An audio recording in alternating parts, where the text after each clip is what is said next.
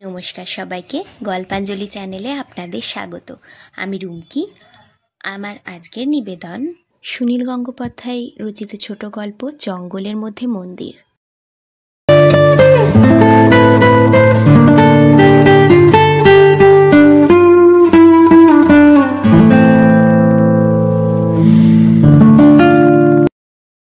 Torch torch কোথায়? অতীশদা, torch কোথায়? অতীশদা। এক্ষুনি ড্রপ উঠবে। প্রথম দৃশ্য শুরু হবে। সভাপতির ভাষণ টাষণ শেষ। প্রথম দৃশ্যেই পোড়া বাগান বাড়ি। জেল ফেরত নায়ক একগাল দাড়ি নিয়ে ছেঁড়া কোট পরে টর্চ হাতে ঢুকবে সেখানে তার অতীত দেখতে। সকলেই রেডি। নায়ক দাড়ি চুলকানো সেরে নিয়েছে। কনসার্ট শেষ, কিন্তু টর্চ? 4-5 জন মিলে একসঙ্গে চেঁচিয়ে উঠলেন, অতীশবাবু, অতীশদা। অতীশ এক কোণে চুপ করে দাঁড়িয়েছিল। এগিয়ে এসে নিঃশব্দে হাত বাড়িয়ে দিলেন।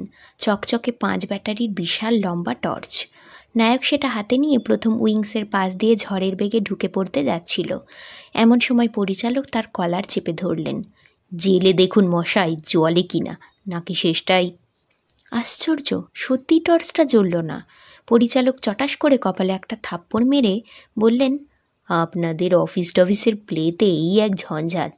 একটা জিনিস যদি ঠিক পাওয়া যায়। সেক্রেটারি মশাই কোথায়? দেখুন এখন কি করবেন। ওরে ব্যাকগ্রাউন্ড মিউজিক দে, মিউজিক দে, মাঝরাতের মিউজিক, লোকে চেঁচাবে এক্ষুনি। তিনি নিজেই গলা ফুলিয়ে প্যাঁচার ডাক দিতে লাগলেন। সামনেই দোকান আছে, দেখুন ঝটপট হয় কি না, যান না। অতীশ চটি খুঁজে পাচ্ছিলেন না। খালি পায়ে এই গ্রিন রুম থেকে বেরিয়ে ট্রাম লাইন পেরিয়ে দোকানে উপস্থিত হলেন। যে করে হোক টর্চটা এক্ষুনি সারিয়ে দিন, দয়া করে, যত তাড়াতাড়ি সম্ভব। কি করব, একটু আগেও জ্বলছিল, অতীশ লজ্জিতভাবে জানালেন। দেখুন পরেরগুলো ঠিক আছে কিনা। এরপর লাগবে মদের গ্লাস, কম্বল, বালিশ, রিভলভার, হুকো, কলকে, বড় হাত পাখা, আতরদান, মিলিয়ে নিন গে, যান। অতীশ চলে গেল। পরিচালক সেক্রেটারিকে একপাশে টেনে নিয়ে গিয়ে বললেন, প্লে জমবে। এই বই আমি 5 জায়গায় করিয়েছি, কিন্তু মশাই ওই লেদ্রুসকে করেছেন স্টেজ ম্যানেজার, কত বড় দায়িত্ব। সেক্রেটারি একটু মুচকি হেসে বললেন, আস্তে, শুনতে পাবে, কি করব, ওকে যে অন্য আর কিছু দেওয়া গেল না। অথচ বিষম উৎসাহ, রোজ রিহার্সালে এসে বসে থাকতো, কিন্তু চাকরের পাটও ওকে দেওয়া যায় না, এমন লাজুক মিনমিনে গলা। বড় মিনমিনে গলা ঠিকই, বড় চাকরি করেন বুঝি? মাঝামাঝি, অফিসারও না কিরানিও না। আমাদের সুপারিনটেন্ডেন্ট এবার নতুন এসেছেন, ভদ্রলোক, খুব শিক্ষিত, কিন্তু ওই যে মেনিমুখো। তবু চালু লোক না হলে কি স্টেজ ম্যানেজ করা যায়? রামের জিনিস শেষ পর্যন্ত রাবণের ঘাড়ে চাপাই। না, আপনি একটু চোখ রাখবেন, বলে দিলে ঠিক পারবে, বোকা তো নয়। যেসব লোক সবসময় মুখ বুজে থাকে আমি তাদের 2 চোখে দেখতে পারি না। পৃথিবীতে জন্মেছিস, কথা বলবি না? এই অত শোন শোন, ঠোঁটে অত লাল টকটকে মেখেছিস কেন? এটা তোর দুঃখের পাট, খানিকটা মুছে ফেল। এমন ছাই বইছে। অত সে আঁচলটা আঙুলে জড়িয়ে ঠোঁটে ঘষতে ঘষতে বলল, আগাগোড়াই আমার কান্না যে, আমার আবার অত কান্না আসে না। ও মশাই, একটু সরুন তো, সরে দাঁড়ান। অতীশ আয়নার সামনে ছিলেন, শশব্যস্তে সরে দাঁড়ালেন। অতসী আয়নার সামনে নিজের মুখটা ভালো করে দেখল। রুক্ষ চুল, কাজল লেপা ভুরু, ক্ষীণ সুরমা, অল্প লাল ঠোঁট। কৃত্রিমতায় তার মুখখানি সত্যিই ঢলঢল দেখাচ্ছে। অতসী পরপর দেবতা ও মহাপুরুষদের ছবিগুলিকে অনেকক্ষণ প্রণাম করল। গিরিশবাবুর ছবির মালা থেকে একটা গাঁদা ফুল ছিঁড়ে ব্লাউজের মধ্যে হাত ঢুকিয়ে বুকের মধ্যে ফেলে দিল। ওর ব্লাউজটা এত ছোট যে আধবাটি বুক দেখা যাচ্ছে, আবার পেটেরও খানিকটা, অথচ ফুলটা কোথায় আটকে গেল কে জানে। তারপর মুখ তুলে বলল, মনুদা, পারব তো? পরিচালক তার কাঁধে হাত রেখে বললেন, তোর ভয় নেই রে বুলবুলি, 5-6 জায়গায় তোর ক্ল্যাপ বাঁধা। সিন ঘুরে গেছে। জমিদারের নায়েব ছুটতে ছুটতে এসে বলল, চাবুকটা কোথায়? এর পরেই চাবুক মারার ব্যাপার আছে, স্টেজে চাবুক রাখা নেই। অতীশদা। অতীশদা ঠিক উইংসের পাশেই চাবুক হাতে দাঁড়িয়ে থতমত খেয়ে বললেন, এই যে। পরিচালক সত্যিকারের ধমক দিয়ে বললেন, এই যে কি মশাই, আপনার হাতে থাকলেই চলবে, আপনি তাহলে ঢুকে পড়ুন না। অতীশ লজ্জিত হলেন। তার দোষ নেই। উইংসের পাশে দাঁড়িয়ে তিনি প্রত্যেকটি পার্ট মনে মনে প্রতিধ্বনি করছিলেন। ছুটে আসা নায়েবের হাতে চাবুকটা তুলে দেওয়ার কথা তাঁর মনেই ছিল না। এর পরের সিনের জন্য মদের গ্লাস রেডি রাখুন, চাকরের হাতে থাকবে। অতীশ যত্ন করে পাতলা কাচের গ্লাসে কোকাকোলা ঢাললেন। তারপর চাকর যেমনভাবে সেটা নিয়ে যাবে অবিকল সেই ভঙ্গি করে দাঁড়িয়ে রইলেন। তাঁর মুড এখন চাকরের মতোই হয়ে গেছে। দর্শকদের মধ্যে চাপা হাসির গুঞ্জন। নাটকে হাসির কথা শুনে তারা সত্যিই হেসেছে। এটা কম কথা নয়। গ্রিন রুমে গর্বের হাওয়া খেলে গেল। অতসী, ডাকনাম বুলবুলি, গ্রিন রুমের মধ্যে আলতোভাবে পায়চারি করছে মুখ নিচু করে। কারুর সঙ্গে কথা বলছে না, মুখটা থমথমে, কান্নার আগের মুহূর্তের মতো। অথচ ওই মেয়েটাই রিহার্সালের সময় প্রত্যেক দিন কি হাসি ঠাট্টা করেছে। ওর মুখ বড় আলগা, বড় অসভ্য কথা বলে। মেয়েদের মুখে অসভ্য কথা শুনলে অতীশের গা শিরশির করে, তবু মেয়েটার দিক থেকে চোখ ফেরানো যায় না। তাছাড়া ওর দাপট আছে। অ্যামেচারদের মধ্যে খুবই নাম। 2-1খানা ফিল্মে চান্স পেয়েছে বলে ওর অহংকার থাকারই কথা। কিন্তু এখন মেয়েটাকে মনে হচ্ছে সত্যিকারের কোনো নির্যাতিত রমণী। পরের দৃশ্য শেষ হতেই প্রথম অঙ্কের ড্রপ পড়ল। ঘোরানো মঞ্চ বলে একেবারে সময় পাওয়া যায় না, সব রেডি রাখতে হয়। তৃতীয় দৃশ্যে তাঁর কাজ নিখুঁত। প্রত্যেকটি জিনিস ঠিক সময়ে লোকের হাতে তুলে দিয়েছেন ঠিকঠাক। সেজন্য অবশ্য ধন্যবাদ মেলেনি। অতসী কিন্তু বিরতির সময়েও হাসছে না, চুপ করে বড় আয়নাটার সামনে দাঁড়িয়ে। সে নির্যাতিতা নায়িকা, তাই কারুর সঙ্গে একটাও কথা বলছে না। অপর 3টি মেয়ে চরিত্র কলকল করছে ঠিকই, কিন্তু রেখা, পূর্ণিমা আর এই নাটকের বাইজি অনুরাধা। অনুরাধা নামের মেয়েটি পারচেজ সেকশনের দিনেন বসুকে বলল, এই আমার ব্লাউজের সেফটি পিনটা একটু আটকে দিন তো। ওমা, ও কি, হাত কাঁপছে কেন? হি হি হি। সেক্রেটারি ঘুরে এসে বললেন, চমৎকার হচ্ছে, মৎস্যমন্ত্রী শেষ পর্যন্ত থাকবেন বলেছেন। একটু আস্তে কথা বলো, বাইরে থেকে শোনা যাচ্ছে গ্রিন রুমের আওয়াজ। ভাড়াটে পরিচালক চায়ের ভাঁড়টা ছুঁড়ে ফেলে দিয়ে বললেন, এই এই ওদিকে না, ওদিকে না, পাশেরটাই, ওটা মেয়েদের বাথরুম, ডোবাবেন দেখছি। তারপর অতীশের দিকে ফিরে, এই যে অতীশবাবু, এবার আপনাকে আর উইংসের পাশে দাঁড়ালে চলবে না, স্টেজের মাঝখানের দরজার আড়ালে দাঁড়াতে হবে। আহম্মদ জান এবার ঢুকবে মদ নিতে, বুলবুলি একটা কম্বল। অতীশ জায়গাটা দেখতে পেলেন। আগে কখনো কোনো মঞ্চের এই গোপন জায়গাগুলো তিনি দেখেননি। ঘোরানো মঞ্চের 3টে দৃশ্যের সেট পরপর সাজানো। ওদিকে দর্শকদের সামনে ভাঙা বাড়িতে নায়ক নায়িকা, আর পিছনে জমিদারের বৈঠকখানায় সোফা সেটটিতে পা তুলে বসে সিপটার ফিটাররা বিড়ি টানছে। অতীশকে দেখতে পেয়ে তারা পা নামিয়েও বসল না, বিড়ি লুকানো দূরের কথা। তৃতীয় সেট একটা জঙ্গলের দৃশ্য।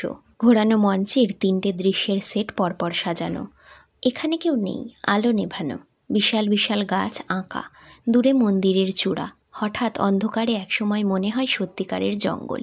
অতীশের মনে হলো কোনো একদিন ওরকম একটা জঙ্গলে হারিয়ে যেতে পারলে মন্দ হতো না। এখানে কি তার কোনো দিন আসার কথা ছিল? অতি হালকা পায়ে সেই জঙ্গলের মধ্যে পিঁপড়ে যেমন অনেক সময় নিজেরই চারপাশে ঘোরে, সেই রকম নিজের অস্তিত্বের চারপাশে ঘুরতে লাগলেন। ঘুরতে ঘুরতে বদলে গেলেন। হাত দুটো তাঁর উঠে গেল মাথার ওপর মুষ্টিবদ্ধ। দু চোখে রাজ্যের শূন্যতা, ঠোঁট কুঞ্চিত, গলা দিয়ে ঠিক স্বর বেরুচ্ছে না। কিন্তু তিনি আপন মনে বলছেন, আমি ঈশ্বর মানি না, আমি নিজের পায়ে ভর দিয়ে ভবিষ্যতের দিকে হেঁটে চলে যাব। আমি একা, আমি একা, মায়ের পেটের অন্ধকারে যেমন একা ছিলাম। মন্দিরের দেবতা, তুমি শুনে রাখো, আমি। এর পরের দৃশ্যের নায়কের সংলাপ। চমকে অতীশ আপন মনে খুব লজ্জা পেলেন। চারিদিকে তাকিয়ে দেখলেন কেউ তাঁকে দেখেনি তো। ইস, কি ছেলে মানুষই করছিলেন তিনি। ফুর করে বাঁশি বাজতেই মঞ্চ ঘুরে গেল। অতীশ চমকে প্রায় পড়ে যাচ্ছিলেন। তাড়াতাড়ি সামনে নিলেন। বিড়ি ফোঁকা শিফটার ফিটার দুজন ঠিক সময়ে সরে গেছে, নইলে দর্শকদের সামনে যদি দেখা যেত যে জমিদার ঘরের সোফায় বসে দুজন লুঙ্গি পরা লোক পা তুলে বিড়ি ফুঁকছে, দৃশ্যটা তাহলে কেমন হতো ভেবে অতীশের হাসি পেল। এই দৃশ্যে অতীশের কিছু কাজ নেই। মঞ্চের ওপরেই বসে আছেন বলা যায়, সামনেই দেওয়াল। এই রকম একা মঞ্চের উপর বসে থাকলে অনেক কিছু মনে পড়ছে না। এসো অনুপমা, জঙ্গলের কাঠ কুড়িয়ে আমরা এখানে এই ভাঙা মন্দিরের সামনে আগুন জ্বেলে দিই।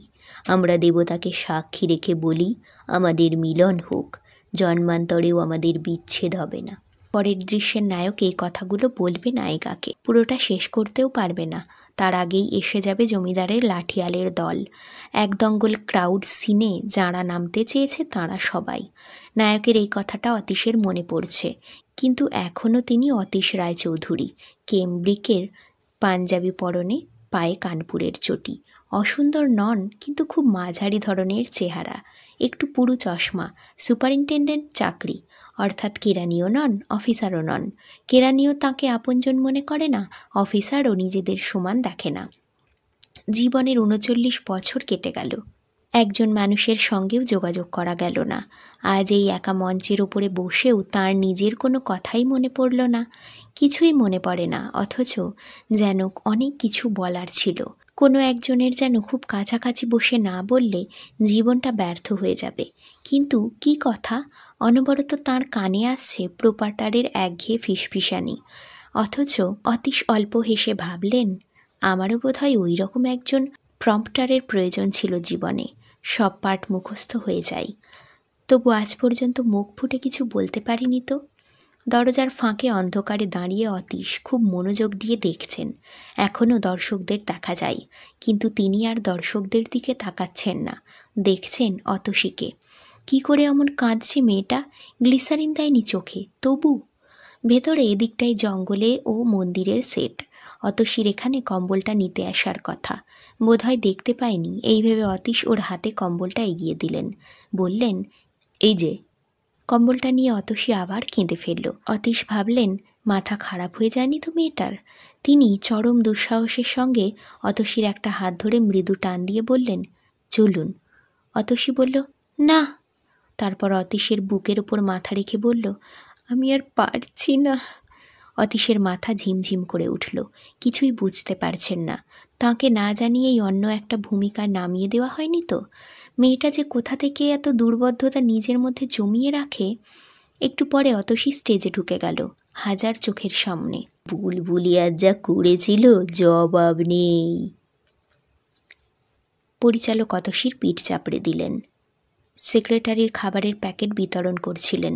মৎস্যমন্ত্রীর পাশে দাঁড়িয়ে ছবি তুলছেন সবাই। অতসী মেকআপ তোলেনি, একটা রসকদম্ব খেয়ে আঙুলের রসটা চাটতে চাটতে বলল, মনুদা, কীরকম টাইমিংটা দিয়ে দিলুম বলো না। মনুদা বললেন, দারুণ, তুই এবার পরিচালনা করতেও শুরু করে দে। অতসী বলল, ওই টাইমিংটা দিয়েই তো কান্নাটা তৈরি করে নিলুম। অতীশ এসে অতসীর পাশে দাঁড়ালেন, আলতো কাঁধ ছুঁয়ে বললেন, অতসী। অতসী অনুরাধার সঙ্গে কথা বলছিল, চমকে অশ্লীল একটা শব্দ করে বলল, গায়ে হাত দিয়ে কথা বললেন যে? অতীশ শান্তভাবে বললেন, না কিছু না, আপনার অভিনয় খুব ভালো লেগেছে। এ তো একটা সামান্য কথা, অতসী বলল। অতীশ কী ভেবে পকেটে হাত ঢোকালেন, চাবিটা নেই। দ্বিতীয় অঙ্কের মাঝখান থেকে সারাক্ষণ চাবিটা হাতেই রেখেছিলেন, তবু কখন হারিয়ে গেল। ইস, এখন আর সব সেটে খোঁজা চলে না, বাড়িতে গিয়ে এই রাত্রে আবার নিজের ঘরের তালা ভাঙতে হবে।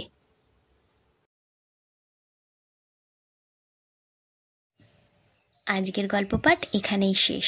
গল্প পাঠ ভালো লাগলে অবশ্যই একটা লাইক দিয়ে যাবেন, আর নিজের চেনা পরিচিত মানুষদের সাথে শেয়ার করে দেবেন। আর আজ যারা নতুন আমার চ্যানেলে, অবশ্যই সাবস্ক্রাইব করবেন। আপনার একটি সাবস্ক্রিপশান আমাকে আরও অনেক নতুন গল্প পড়তে অনুপ্রেরণা যোগাবে। ধন্যবাদ, ভালো থাকবেন সবাই।